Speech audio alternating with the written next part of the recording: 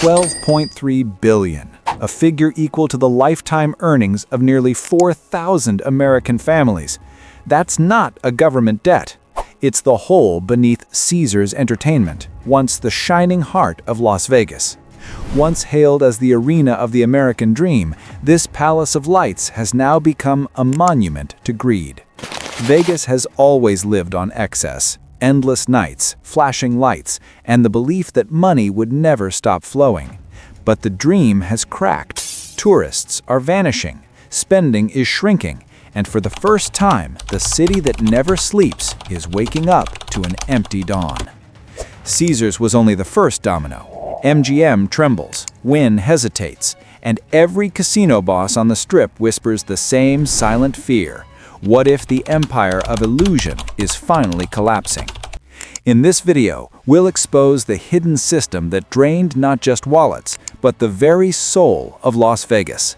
Stay until the end, because the biggest secret isn't what you pay, it's what you've already lost. When Caesars stumbled, the shockwave didn't stop at its golden doors. The collapse sent ripples through the Strip, shaking even the giants that once believed they were untouchable. MGM, Wynn, Venetian, all had built their empires on the same illusion that the crowds would never stop coming.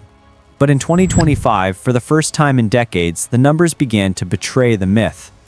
Hotel occupancy dropped by nearly 3%, visitor spending fell another 6%, and the once unstoppable river of money began to slow into a trickle. Walk the Strip today and you can feel it, not in the flashing lights, but in the silence between them. Dealers wait at empty tables, bartenders polish glasses that no one drinks from. One local commented online, "I was excited to visit Vegas for the first time, more excited to leave." That sentence, buried in a sea of Reddit threads, says more than any corporate statement ever could. For years, Vegas relied on spectacle to cover the cracks. Fireworks, concerts, and billion-dollar attractions built to distract from a bleeding balance sheet. But the truth can't stay hidden forever. Caesar's $12.3 billion debt was not an isolated wound. It was a symptom of something deeper, an addiction to overconfidence.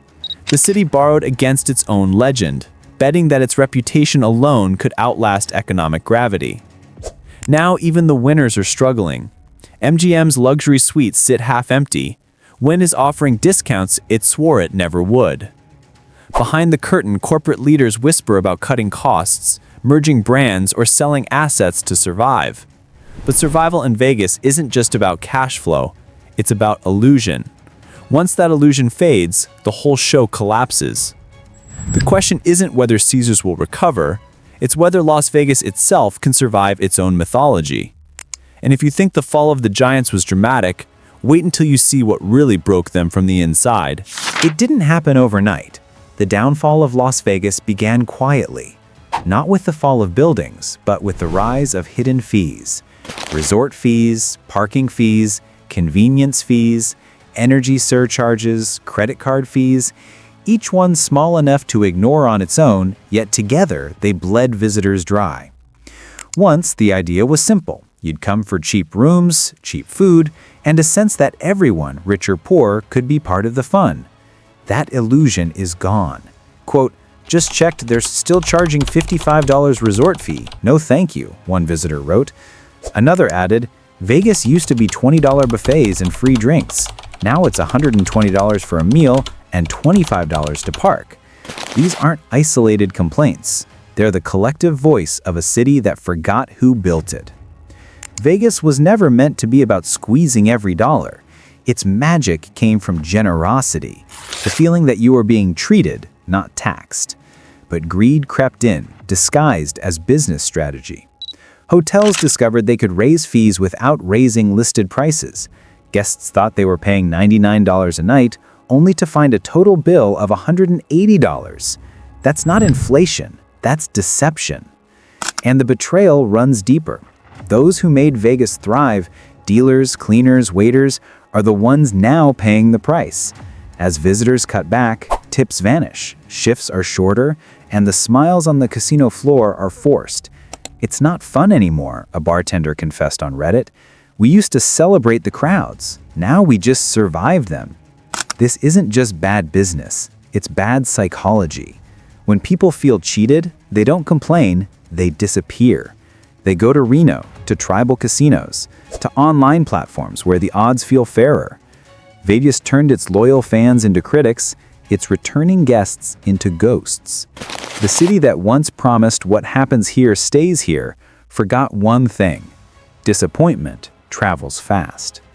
And if you think the hidden fees were the biggest scam, wait until you see how the game itself was rewritten, from entertainment to exploitation.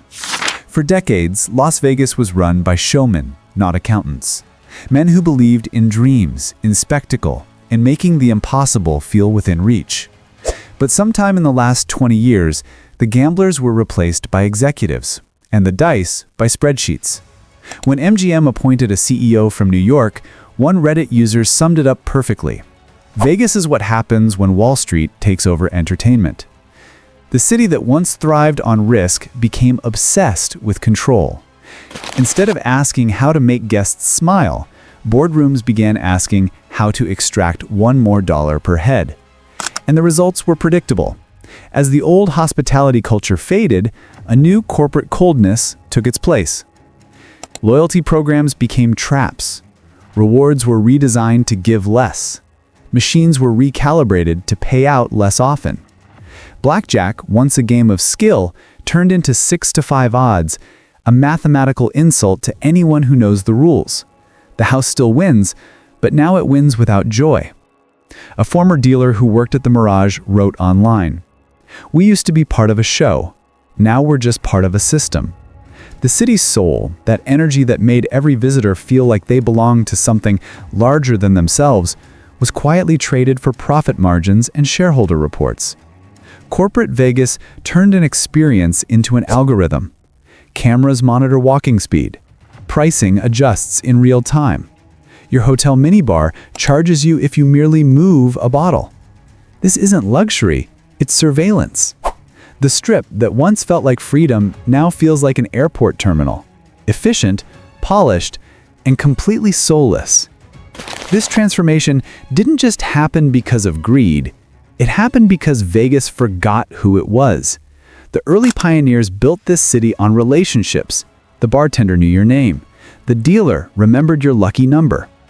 But when Wall Street arrived, the only number that mattered was quarterly revenue.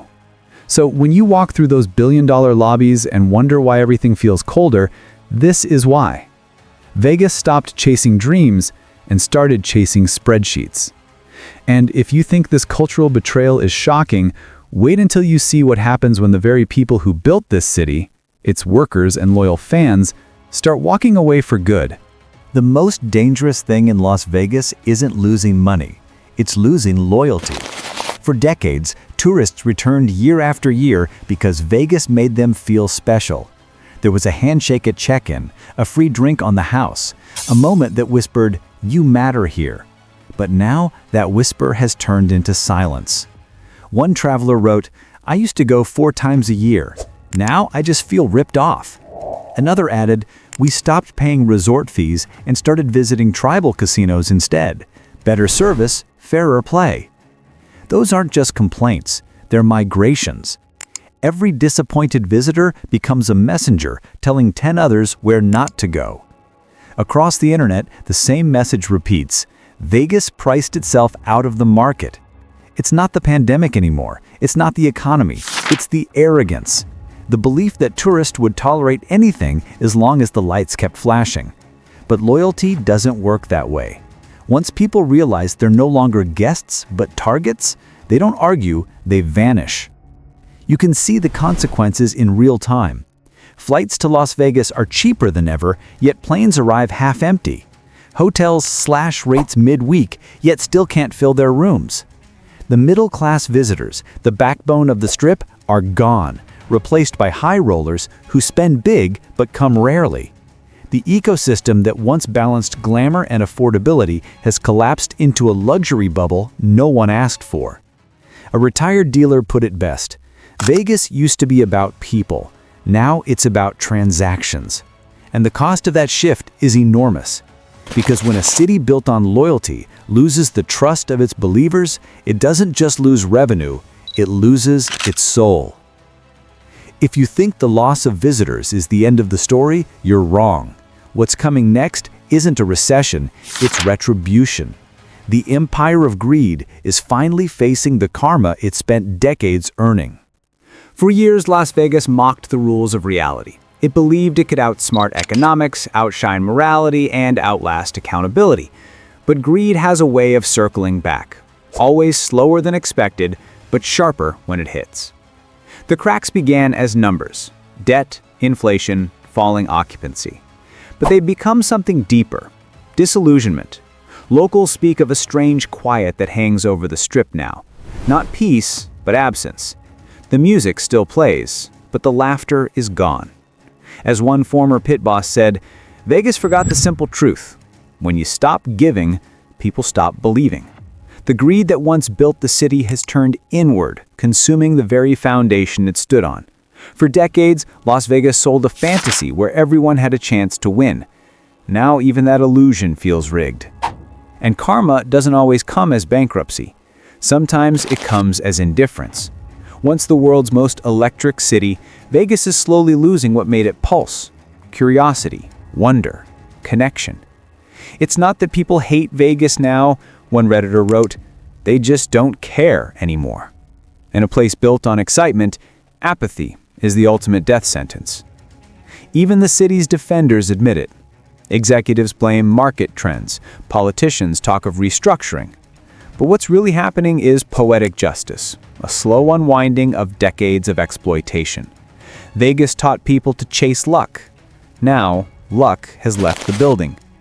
The lights are still on, but the soul is dimming. And behind the bright screens and corporate slogans lies a city haunted by its own success. The empire of greed isn't collapsing because it failed.